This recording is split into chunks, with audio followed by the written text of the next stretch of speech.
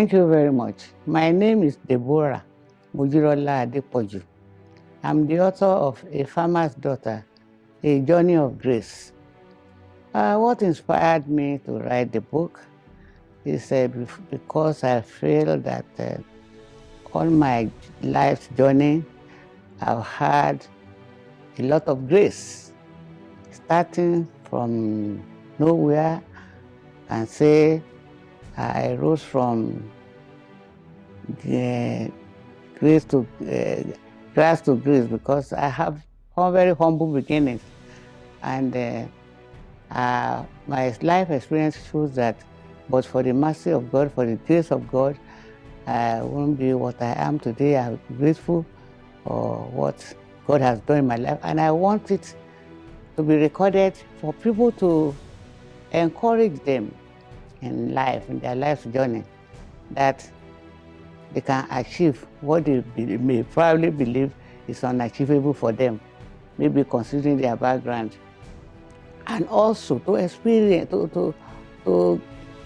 encourage them and let them have an idea of what I have gone through in life, the experiences I've had.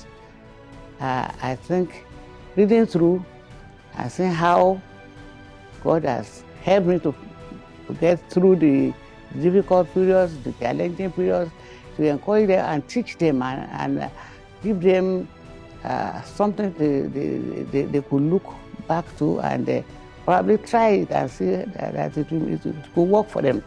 So, and the little experience I have had in all the processes I've gone through in life, I realized that I had some things I could document for people coming behind me to see how things go and how it could go better if it is tried in another way.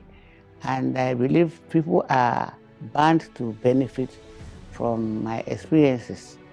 I've had an interesting journey, and I believe it will benefit others. That's why I decided to write the book. I thank God for the experience I had, the record I met concerning my birth, and my own personal experience that I myself went through some deliveries. To the glory of God, my children are around. The birth I had was unique.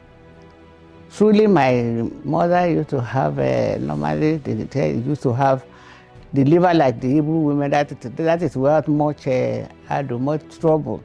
But this particular incident was unique in that I was delivered on the floor, on the bare floor. And anything could have happened, from tetanus and all the rest of them. And it was for some time for them it took them some time to go and get the local midwife that will take the delivery and take out the child from the floor, from all the pool of the blood and water and all the rest of them, and clean the child. And then compare with my own experience as a mother, delivering my children, I wouldn't have imagined that I would deliver in such a situation. I thank God I delivered them in the hospitals. I never had a cesarean operation. They were all natural births. And comparing my upbringing with my children's upbringing, they are both apart. I was brought up on a farmstead, and we had all the local things, but no toys like they have these days. You see, the children learn a lot from the toys, but I want to say I grew up surrounded by love, plenty of it, a lot of love. That's what I try to pass on to my children too. Love, and in fact, we had a large crowd. We used to have a large crowd when my children were growing up, cousins and all relatives living with us. And so they grew up feeling that their parents have many other children apart from their blood children. So, and that's what we had too in my own childhood. Even though we were living on the farm, When we go home, my cousins and relatives were always there, and we felt that we were part of the same one single family. As during that time, there wasn't much medical services to cope these days.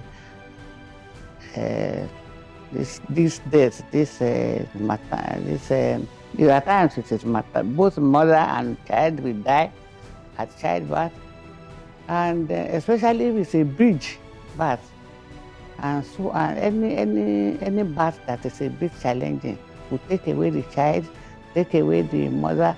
My mother had 11 births, and only 5 of us survived. I happened to be the last child, so I was not there when the others were dying. And I learned that 2 people died in between my senior sister and myself. And the woman was frustrated. She didn't even want to have me. My sister had to beg her that she would like a younger sister. She was praying actually for a sister because the others were boys that survived. So it's things have changed for the better. We thank God for the situation nowadays, because we have better medical care, better attention, and all the rest of them. That's the situation. Yes. She say there's nothing to a name, all right. But in Yoruba land and in my culture where I come from, there's a lot to the name you give your children. Like Mujirola, they are saying that there are people before me, and God used them through the grace of God, using them through the grace of these people. I am what I am today, because I probably wouldn't have gone to school at all. But I had elders in front of me who were able to take care of me, and who did that. So I just woke up to find myself among people who are already established, and on the way to establish, who are ready to support me in all round, no ramifications. And they were ready to pamper me, and they did so. That book tells a lot about how much I was pampered, to the extent of breaking down ant hills to give me the delicacy inside ant hills. You will read about what I wrote in that book. And that particular thing they used to bring out for me to eat were eaten in certain parts of the world by only people in the royal family. It wasn't easy to get. So the name you give a child is very important.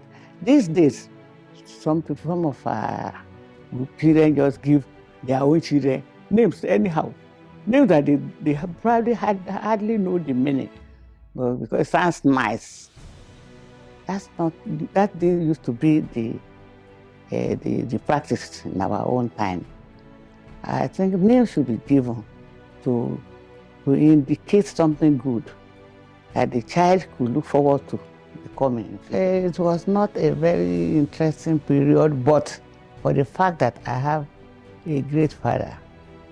I had a great father who, his love was even more than father and mother combined. He was totally devoted to me and caring. God just put him there, just gave him the enablement.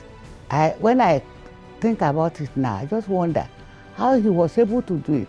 My sister and myself, he brought us up very well, taught us everything from cooking to housekeeping to taking personal care of ourselves. He even taught us on how to handle monthly period. You see, and it was simply fantastic. But even then, one would miss one's mother, but it didn't make it. It really covered a lot of the missing. We would have missed our mother. So Love is very important, and determination and dedication is very important between parent and children. And what was it like growing up on a farm? Like, give us early in the morning experience. Very interesting. So, my father wasn't a hunter, but he was a big farmer. I mean, he was a farmer growing all sorts of things. You will see in that book. Cash crop was just part of it, cocoa. But he planted all sorts of food crops. And he had traps that he gets to, from where he gets bushmeat for me. And we had on the farms, we had giant snails. And you know, snails are delicious and nutritious. I really had a great childhood. And people they were always saying, this guy is big for her age. Big. I knew I was big for my age. I knew. And that was actually what put me in trouble when I wanted to enter school. They couldn't believe that I was around 9. So they said, this child was going to 15. And my daddy didn't want to release me on time. He wanted me to be strong and firm, quite strong and ready to face the challenges of school. That's why he didn't allow me to go on time. Thank God, I overcame. She was everything to me. Up to now, we are the only two remaining. She has been fantastic. She was a mother supporting my father in every aspect of nurturing me. Even when I was going to school, when I was in the boarding house, she would give me 2 covers, 2 wrappers from her wrappers. And so I said, when one is dirty, if it is too strong for you to wash, because they are usually very thick. I schooled in the north, where you have cold, Hamatan. So we say, take the second one, and you bring the 2 back, whom I will wash. She was very, very caring. She has always been very, very caring. And up to now, she continues to care for me. She's a very good woman, and God bless her too with children. And I think from the early experience and the learning from using me as the guinea pig, she was able to take very good care of the children. Boarding school is very good, especially in an all-girls or an all-boys school. Mine was an all-girls school, a Catholic school. And most of my friends up to now were the ones I made in the secondary school. It teaches a lot on living together, companionship and all that. And it also, at the same time, teaches the child to be independent, especially of the parents. So you meet strangers, you become very friendly, and you become like as if you are siblings. Boarding house, my experience has been very, very good.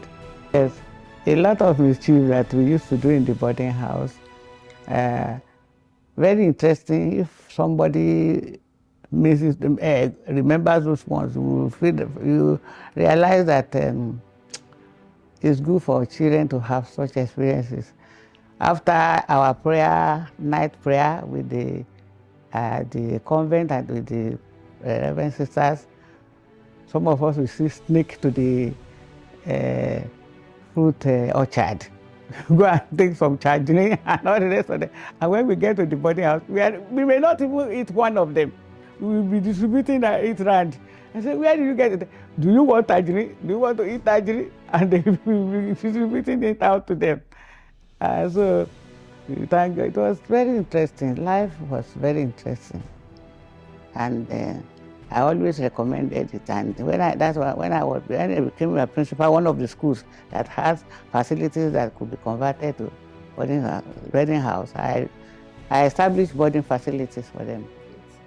Yes, those days, it's in that book, you get it, you read it.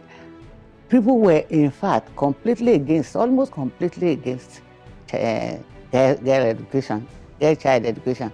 They said it was useless, that it was not worth it, it's just wasting your money, because the girl, after education. You go and just marry and be cooking for the family. They didn't realize that a man and a woman, they can play similar role, and even a girl can even do very much better than a man in some areas. So it was a tug of war to get a girl to go to school that time. The parents will not see the reason. I thank God that my father was always for education at any time. So, but these days, incidentally, we are going back again instead of going forward, especially in Nigeria. Girl child education is having some setback because of kidnapping in some areas and so on. And because of that, not as many as one would expect at this particular time in the advancement of education. The girls have not reached the level that they are expected to have reached. And because of that, it's really, I put it in that book, the suggestions, why and what the government should do. You see, we want more encouragement for girl child education, because when you train a girl or a woman, you train a family. And when you train the family, you train in the nation. That's you train the nation. There's no doubt about it. The child, the mother has more, no matter what, their nature of work, the mother has more impact on the bringing up of the child. And once the child is well brought up, he'll be a better citizen in the country and in the nation. And then, so it's girl education it cannot be overemphasized. It's very, very essential and important. It was relegated to the background in the past. We have to be careful that for other reasons now, it's not relegated. And girls and boys are given equal chances. It's very important. It was very interesting. And we thank God that those days were peaceful days. No kidnapping, no issue of kidnapping people, no violence, no. And it was a smooth journey. I going alone without having traveled out of the south, the west, going that far north. I went alone, but I met other children going to the same school in the train. It was surprising to me to see the vegetation. I describe it in the book. The change was remarkable, and the most important, as my sister has just said now, is the fact that the Northerners are quite friendly. And the fear of the unknown is what that make us run at times, feel that I cannot move this way, I cannot move that way. When you get there, you'll be pleasantly surprised. And we were all just as if we were all from the same family. And the girls were very good, even though there were not many Northern girls. As at that time, they were not very, much interested in Western education. But the few of them, I had very many of them as friends, even up to today. So those who were with us at the time. And they were very, very friendly. And the neighbors, very friendly. The people who come to sell things to us in the compound. I had a very good interaction, and I have good memory of pleasant memories of my days in the secondary school, despite the fact that my people, nobody used to visit me during the visiting days, except families of my close friends and so on. So, but in spite of that, people are the same everywhere, and then it depends on how you take them and how you respond to them, they will respond to you. And as children at that age, it's a very good idea to get them to mix and know each other. It brings about unity. Those days of boarding house, I'm sure it had a lot of impact. Mrs. Gawan was my classmate. That's former head of state, and Mrs. Babangida was my junior. We were all in the same boarding house, in the same house especially, and we were very close. It was a very nice experience, I must tell you. Yes, I wanted to be a doctor, but we didn't have physics on our curriculum in my secondary school, and therefore I couldn't go in for medicine, even for the A level, since I didn't have the whole level, ordinary level. I couldn't go for the advanced level. So I decided I still go for a science course, and that's why I ended it up doing zoology from the University of Ife. That time, now Obafemi Awolowo University. So I did zoology. First of all, I did the A-level chemistry, botany, and zoology. Those are the two branches. Botany and zoology are branches of biology. So in the university, I specialized in the zoology, BSc Honours Zoology. But before that, I went to, not for nursing. I thought, well, probably I could just do nursing. But I did 1 year. I had an accident in the secondary school, and after which they had to do bone grafting in my arm, and it was giving me a lot of problems, lifting patients and so on. So that's why I went for advanced level to go into gymnasium for a different course.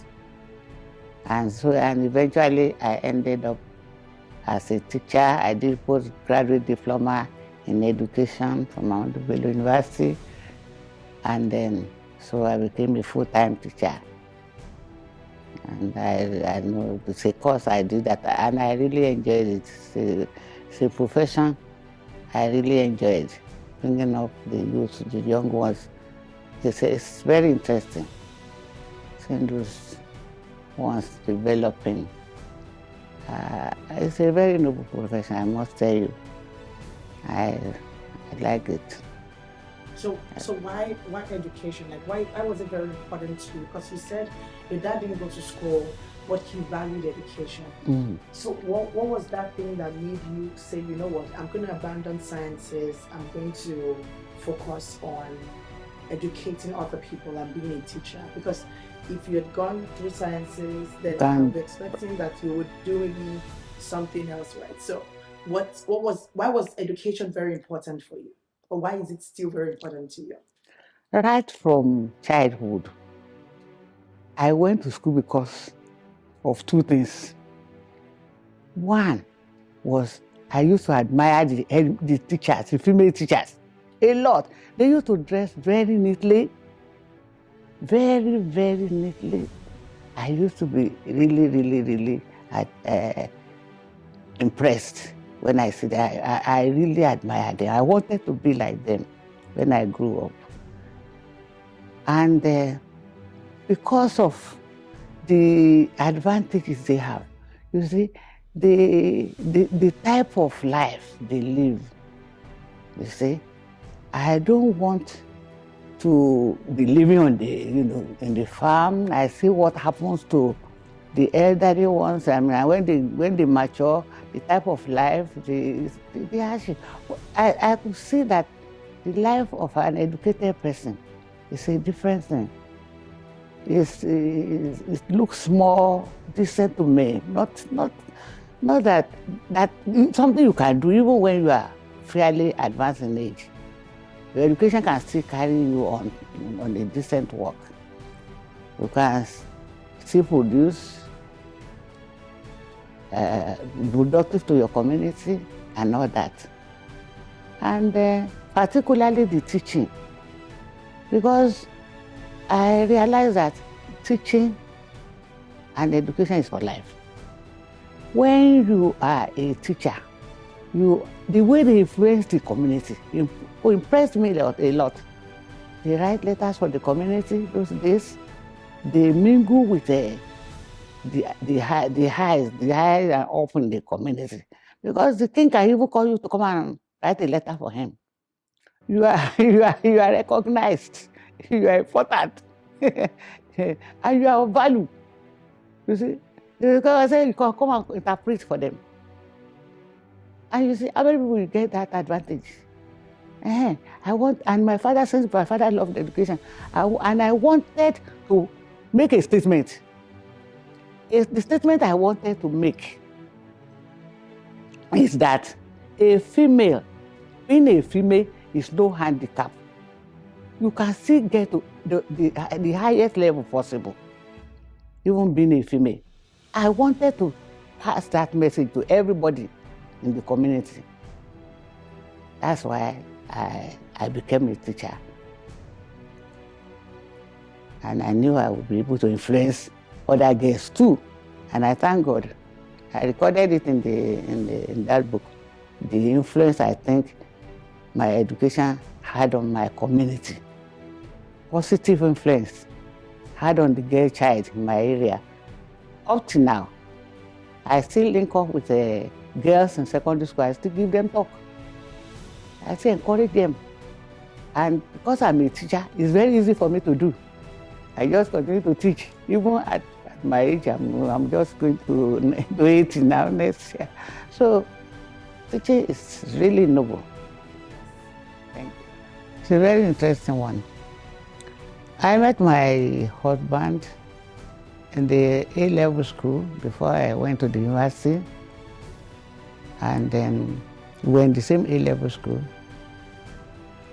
And then, incidentally, the day I saw him, it would be the last person I would think I would marry, because he is such a an extrovert. We were invited to a function, and he entered a group, an association, and immediately entered. The whole place erupted. They were calling him, hailing him, and I was so furious. I was so annoyed. I told my partners, we were three that used to work together, let's leave this place. But why is this man? What is this? Why is he doing it like this? What is the popularity? What is the noise about? Eventually, his friends, I believe maybe he had some hands in it, pushed me to politics of the school. And I was there's usually a place for a female candidate, a female candidate for the election and then for the position in the student union. And they made sure I put in for it. I said no, I was not interested. They carried the campaign and everything. And that's how we were together in the same student union executive. That's how our courtship started. Incidentally, our courtship lasted for about 7 years. We thank God for it. And then we got married. It was great wedding in my place, the biggest so far in the history of the community. And the guests decided that if so only to have a big marriage like Deborah's son, they too must go to school. And we thank God. The marriage is blessed. And my husband was a unique man. Somebody told me that the star of my book is my husband. I said it deserves to be. That I have no apology. That if the whole book is written about him, is talking about him, that I will be pleased. That he was a man, a great lover, a highly responsible, loving father, and a man of God to the core. He was a pastor, late by Adepoju, Abraham Adepoju, formerly Buraima. He was a Muslim, he became a Christian, and he was a prayer warrior. He was a prayer warrior. And So that's the journey to the marriage. I think you asked for another something. You asked another aspect. My journey to university. Yeah, I entered the university it was after my degree that we got married. After we finished in the university, we got married in 1972. I finished in 71. And then the university was very interesting because those days the government was very caring. Well, they took education as very important. I was enjoying 2 scholarships. The state scholarship, which they used to call a bursary, and the federal government scholarship. And so it was a very, very pleasant environment for students those days, not what we have now. And you could even be served in your room if you wanted. And when you go to the lecture, before you come back, they've cleaned your room, they've changed your bed sheets every day. They change the bedding. They wash for us. We have a same-day dry cleaners who used to come from Ibadan to Ife to collect our dresses. It wasn't same day, but within 5 days, we bring the dresses washed and ironed. So life was very pleasant in the university, honestly. Our food, very good. We have tickets since we are on scholarship. Even those who are on scholarship, it was so cheap, it was affordable. And there was even facility for extra. They put extra on the platform, and you go somewhere and you can go and take more. You go and take as much milk. They have them in coolers, and you go and take as much, and you go and take as much as milk, as much as beverage you want to drink, anything. So life was really very interesting. It could be hectic a bit, but with a cooperative husband. My husband I've said it, and I'll say it anytime, again and again. Very cooperative, very helpful, very caring. He didn't allow me to feel the pressure of the combination of studying for my postgraduate diploma in education, as well as being a mother, a wife, and a full-time teacher in the north there. So I was able to combine it nicely. In fact, I was heavily pregnant with my second child by the time I finished. And I enjoyed it. I enjoyed the course, and everything went well. All this just depend on the person's partner. So, and the understanding. That's how that went. Yes, very, very important. You see, nobody can raise a child alone successfully without some aspects missing or being left on, not fully attended to. You see, my husband, we're always together, at least in the planning and executing. And it wasn't difficult at all for us, two of us, because we're always planning it together. And that's one thing I will never forget. And I know those days, things were even there was a different challenge that women faced. The men didn't want the women to succeed, unfortunately. You'll be surprised. They did, especially when it comes to profession. They don't want their wives to succeed, especially to exceed them in success. And so they will try anything to make sure that she doesn't surpass them. And it's a pity. It was it was maybe a complex that time. But my husband never had that. Every success, everything I achieved, he was always backing me up, always there, with full support. is very important. I want to urge the couples, especially the male these days now, of these days, that they should do that. They should always give their spouses, their wives, the full support that they need to succeed in life. Success of the wife depends on the husband, and also that the husband depends on that of the wife. And by working together, they will achieve better. What we have been able to achieve, I'm sure we wouldn't have achieved half of it without our good working together relationship.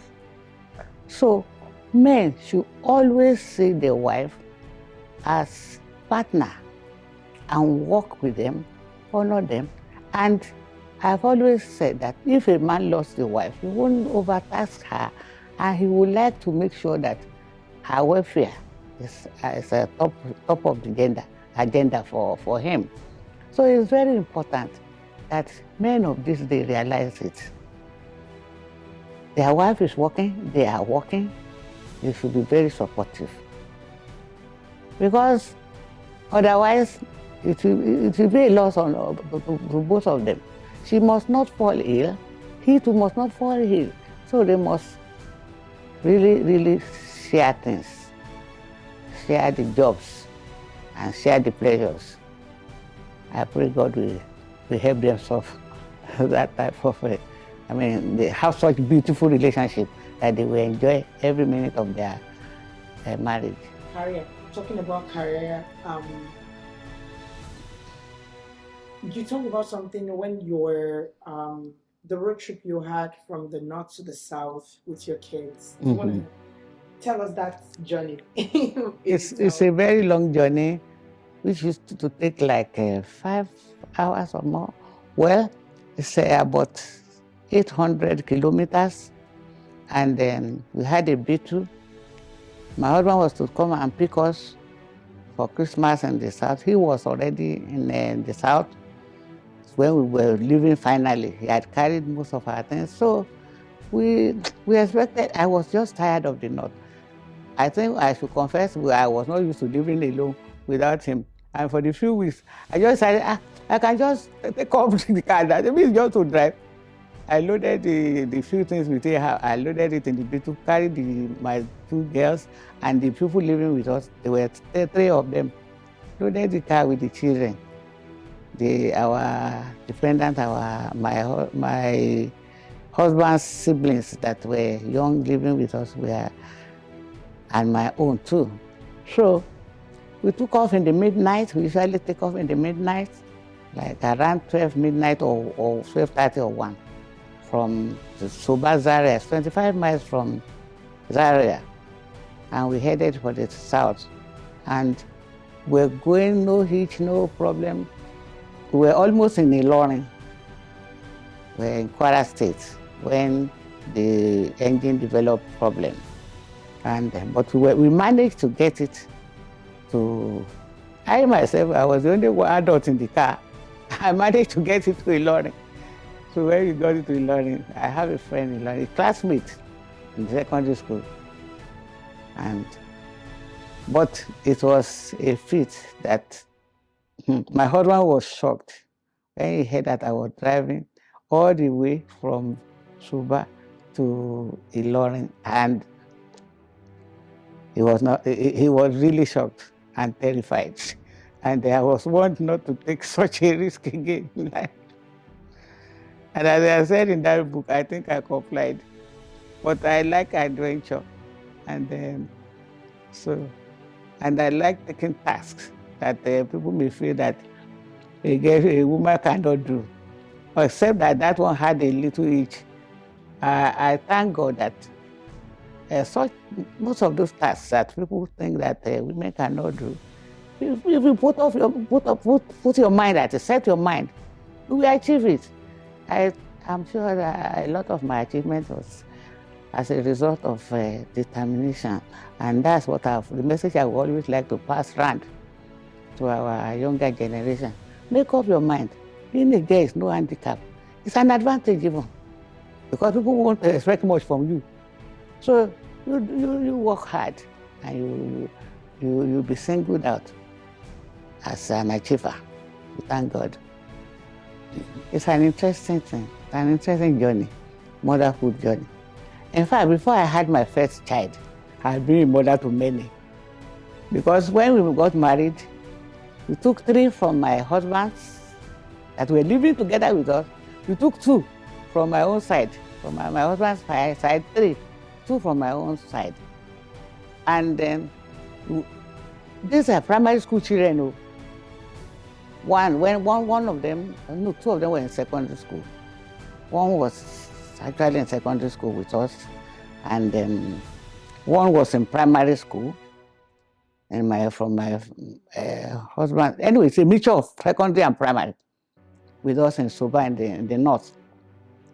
5 of us, 5 of them, plus the 2 of us, making 7. So when we had our first child, we were already 8 in the house, and then it was an experience, a beautiful experience, mothering them. So when I had my first child, they started training themselves. I started training them in motherhood, and they were good. So the girls there, they would take bath, they give birth to my child, they would they play with, and it helped them in life. It's really interesting. I'm a people's person. I love to have people around me. So I'm always happy to have these people. And when when we are on holidays, we could be 17 in the house. You won't believe it. Even the far north that we went, there was an occasion we were 17. My mother-in-law was alive that time. She came round. She was the only person, an adult with us. The others were children brought from our cousins and so on. They came to spend holiday with us. So that has been my story. People always surrounding me. And we are used to, from before I had any child at all, I used to use big pot for cooking. Big pot. So they will set plates around me to serve, and they will twice or thrice they will they will have to set plates to cover everybody, and it used to be fun to me and very interesting. So when I started having my own children too, the ones they met are already getting grown up, and they were assisting me. I got a lot of help from them. I didn't know that they would be all that useful, but we thank God, because my husband was a born teacher, was always teaching everybody. We teach all of them. And when we started having our own children too, he says his slogan is always mathematics every day, English always, good morning chemistry. He told them, good morning chemistry. Early in the morning, you revise your chemistry. Mathematics you must do anytime, every day, at least once you must practice mathematics. And English is always, because language is important, communication is important. So that's how we brought our children up. It was always more effective on the coaching side of the children. I was on the welfare, the feeding and everything. But we were always moving together most of the time.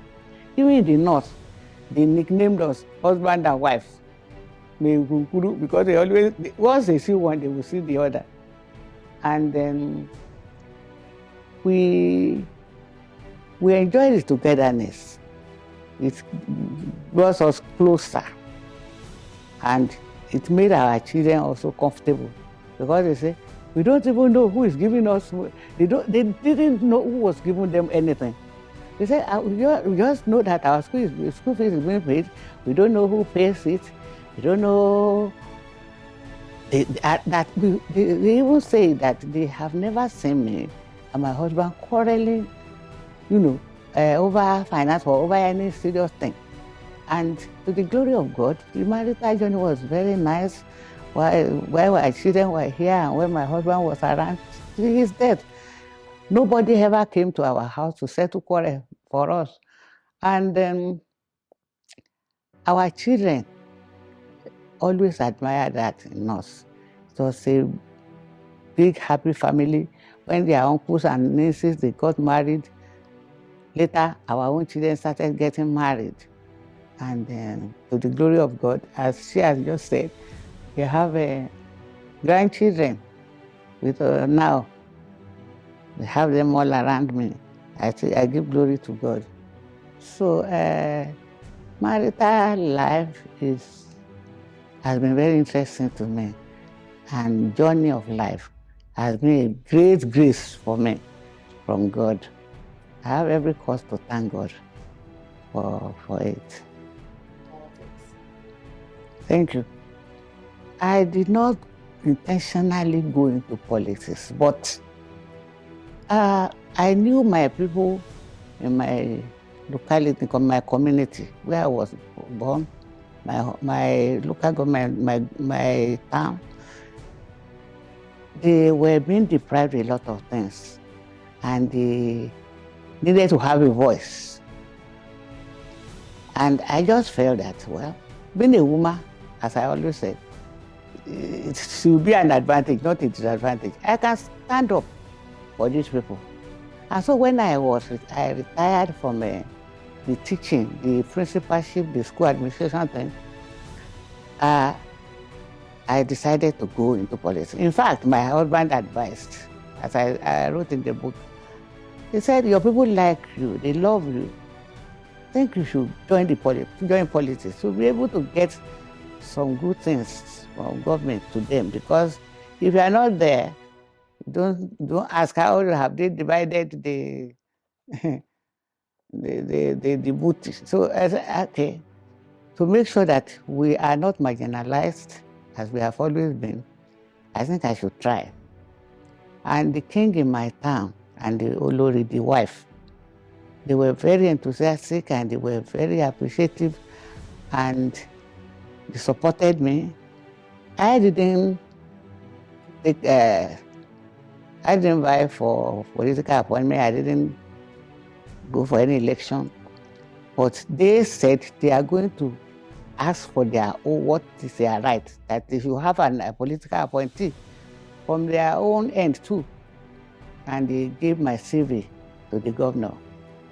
And I've already met the governor on another platform before, a Great Sife Alumni Association. I was the chairman of that Osogbo branch, which even included the people from Ikirun. The Kabiyesi of Ikirun was an alumnus. This Mangan, the Kabiyesi there to the king, and all around, many people around that, many towns around. And so we incorporated all those people, and we had a very vibrant branch. So he, the governor, had already known me on that platform when he was invited to a function, fundraising for the university by our branch. So when he got my CV, he was very happy. Unfortunately, they had already appointed all the commissioners and the special advisors. Anyway, I was appointed as a executive assistant. Later on, he was impressed, I believe. He moved me to special advisor. I became special advisor on education, and he gave me a very big program to run. He made me the program officer for school feeding. He called it homegrown school feeding, whereby we feed not all the students, the pupils in the primary school, but the young ones, primary 1 and 2, and they run into thousands, of course. Our primary schools are over 1,000. So it was run so effectively with the grace of glory be to God, and that we had just to be the best in Southern Sahara Africa. Is it South Sahara Africa? So by Bill Gates and the rest of them, I was given many awards and so on. They are in the book. But this particular homegrown was so successful that we were invited to so many countries to showcase what we were doing. And they were so impressed, and they said other countries, Ghana, Liberia, South Africa, Cote d'Ivoire. They actually copied from Nigeria, from Osogbo, because 12 states were asked to pilot the program. Only our Osogbo, Osun State, did it to the end of our administration. And in fact, the following administration that followed us had no alternative. They had no alternative. They have no choice that to continue, because the people loved it so much. And my governor was called the owner of the Oye. It was called Oyinlola is his name. Oyinlola's food, that they were enjoying it. And I was called Mama Olonje Osun, the woman who serves food in the Osun State. So it was really very interesting. But I learned a lot from it that I would like people to, if they read that book, if they are interested in things like charity or food pantry or feeding people or just feeding the hunger, it will be of help. One, especially if one is doing this on behalf of government, one should avoid as much as possible going through greedy contractors. They can spoil issues. So the system we did, God just directed us. It's analyzed in that book. We were not going through contractors. We collected data, and it's monitoring that is most important. We had monitors at different levels: local government level, school level, state level, among parents, and so on. So the monitoring committees did a lot of work, and we were also given equipment, like a strong brand new Jeep, for Jeep, and I was everywhere in the states monitoring. Even when I was outside the country, I did not lose communication. I had close contact with virtually everybody connected with education, all educators in the state. Like when I was in Liberia one day, they phoned me that one school they did not eat. I immediately phoned the local inspector of education, and he said the cook died in the morning, that morning, and that he had already made some snacks bought some snacks for the children, and that the following morning that they will rectify the situation, that they will cook for the children. And the great woman who was there was really impressed, said, what? So you still monitor what's going on? You are really in charge, and you are in control, and everything is in order. So monitoring is very, very important, and then being straightforward, you have to be open in your dealing. If you decide to do the right thing by not colluding and then defrauding and then this type of thing, you will succeed. But honestly, it's very, very important to monitor the certain programs. Some need more monitoring than others. Like when you are handling youth, and when you are handling important issues like you are feeding or things that could actually get where corruption could easily come in, like diverting food or that type of thing. They were purchasing food locally, and we were monitoring that they give the children the right measure and at the right time and in the right quantity and quality. And that was what made it so successful and popular. I really thank God for the program. It's one of the things I enjoy so much that I did in my life with the grace of God. And that was after my professional experience, after my retirement from the job I really enjoyed. I have not yet talked about that, but I will also talk about that. My teaching experience, my administration experience. Thank you. As I said, I loved my period as a school administrator. I was a secondary school principal for over about 20 years. I was a secondary school principal. I've taught for about 10 years before becoming principal.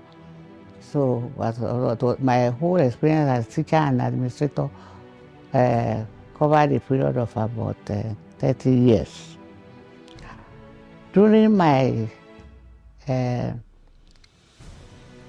administration, school administration, I realized that certain things are very, very important for success. I want to thank God that, incidentally, I was adjudged as the best principal of the year in 1992 in that zone. And that I was second best, they said, in the whole Oyo State. Whole Oyo State comprises now of Osun and Oyo. So, but when we moved it as a state, it means that I was the best in that state, Osun State. Out of 600 and something schools in Oyo Osun, I was placed second when the two states were together. What is important about that award is the fact that it was by principals themselves, not by government or anybody or any organization just supporting and say this school, the principal of this school is a good principal and we want to say is the best in the state. No, the principals constituted a strong committee and they were going around from local government to local government. And my zone nominated me. The whole principals in the zone said I should represent them in that competition that our association is making. They want to find out which principal is the best. And I was nominated. I didn't know how I got nominated. And at the end of the day, that was what happened. Some of my experiences, I would like to let people know. One, first of all, you must practice what you say. You must live by example as a school principal. Because not only the students are watching, not only the teachers are watching, parents are watching. Education involves so many, it has many faces, and the whole community is involved in a child's education, interested. And so you are always in the limelight. So you must live up to expectation. I think I said the other day, I said I'm people's person, a person who likes to have people around me. And I think that has resulted in my having quite a good number of friends, not too many, but I have friends. And one thing about that I realized that I have them across different behavioral types. Some are extroverts, some are introverts. And people used to wonder, you are a friend to so, and you are a friend to so. How do you manage? I say, I take the best in every one of them, and I give them the best I have to. And the most important thing is to choose your friends wisely and make sure that whatever special attitudes that they have or character type or behavioral something, they must have good in them. You will try to emphasize the good, and you can always be able to influence. If you love them and they love you and they have confidence in you, you will be able to influence their negative to turn it positive to a large extent, and they'll be able to do the same thing for you. Because I realize that I have some who are extreme and certain who are extrovert, and I tell them my thing is that my person is that I'm always very frank with my friends, and they know it. What other people cannot tell them, I will tell them, and they will tell me that is why we love you. You will tell us. I will say, look, what you have done. If people have not told you, it's wrong. You shouldn't do it again. You say, I know you will say that. And if you are doing well, I will be the first person to praise you. So just know them and know their shortcomings. Nobody is perfect. That is why. And love is most important. It's love. Love is reciprocal. You give and you take. If you want people around you, you show them love, and they will respond, giving you love. So I have my friends, and I always cherish them. Thank you very much, ma'am. Yeah, I will like to say that's what led me to Soroptimist International. I was the third president of Soroptimist International Oshogbo, and I thank God I'm still a Soroptimist today. I've gained a lot by helping others. The slogan of the Soroptimist is women at their best, or what we can call the explanation of the Soroptimist. Soro means sister. Women at their best, helping others to be at their best. You don't have to be a millionaire to be a Soroptimist. Just ready to help others. And so it's by invitation. They invite us, we invite members, not that I just want to be a Soroptimist. Once they see that you're standing in society, your name is good, and you love to make things better, or to help others, so you are invited to be a Soroptimist. So Soroptimism has introduced me to a lot of people from different parts of the country. We have the National Soroptimists in Nigeria. We have our clubs, and then it has expanded my scope, my field of friendship, and it's an amazing organization where we raise funds, not through ourselves alone, but through others who have. We take and give to others who don't have. So that's the essence of Soroptimism. And I have other organizations like that I join. And incidentally, I have an NGO, Abraham Christian Resource Center, that my husband and myself founded.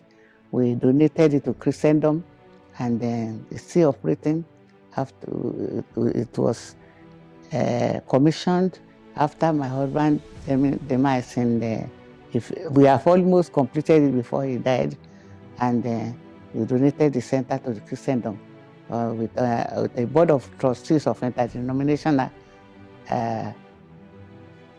churches, and they are handling it. We have a Pentecostal bishop as the chairman of the board of trustees, an Anglican venerable as the vice, and so on. And CAC, we are CAC, but it's an interdenominational board of trustees, and we meet some needs of the widows monthly. We give them food and some cooking, cash, and so on. And now we are even currently now expanding it to a food pantry. That was what I based the launching of my book and all the money I'm realizing on now, because we want to expand the Widows Forum of Abraham Christian Resource Center to full food pantry. As I see it now in other foreign countries, people can donate to us food or cash, and we make sure we give not only the widows, needy elderly, the pensioners. A lot of them are suffering in the third world. I mean, the developed countries, they are having very serious challenge, feeding and health challenges. So the feeding aspect, we feel we can come in. So that's the new NGO I'm facing now. I'm always happy. I'm an action person. I don't like sitting down alone doing nothing. So that's why I do a lot of gardening and all sorts of things in the book. And you'll be surprised that I even rear dogs. And I rear chicken, and I sell. So I've sold so many things. One day, one of my children was challenged by a friend. Said, There is nothing your father and mother have not sold, especially your mother has never sold. He said, thank God she didn't steal. She's just trying to make ends meet. So we thank God. And that's the situation. I didn't have much interaction with many of these educated women. But even an uneducated woman inspired me in Osogbo. She was the head of the women of the community, was the Yalode of Osogbo. Abeke she was Yalode when I moved to Osogbo, my husband's town, when we moved from the north then to the, anyway, when we settled back home. And she was so active in NGO. She was coordinating women, National Society of Women Societies. At a particular time, I was the treasurer of that society too. He was having so many NGOs, and he was touching life. She was touching life. I said, this woman, this is a good thing. And her name remains indelible in the history of NGOs in Osogbo. She died some 15 years ago, but people still remember her because she was good and she did well. She touched a lot of lives. I think she's one of the women. And then some of my friends too, there one professor, one of them, very close one, Mrs. Professor Mrs. Ogunyemi. She was so hardworking, brilliant, and very, very intelligent.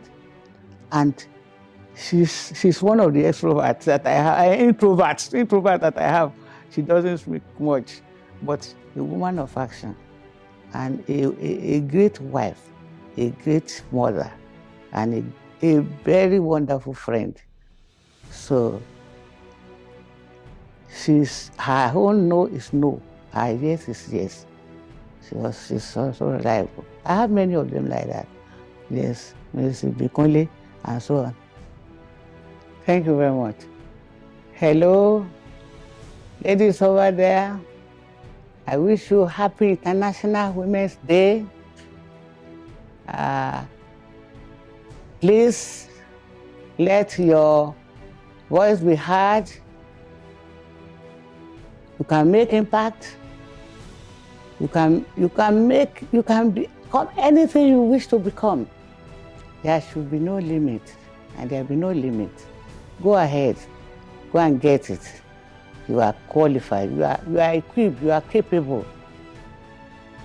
I wish you happy International Women's Day again. Concerning my book, you can get it from Amazon stores worldwide. They are available. A Farmer's Daughter, The Journey of Grace. That's my autobiography.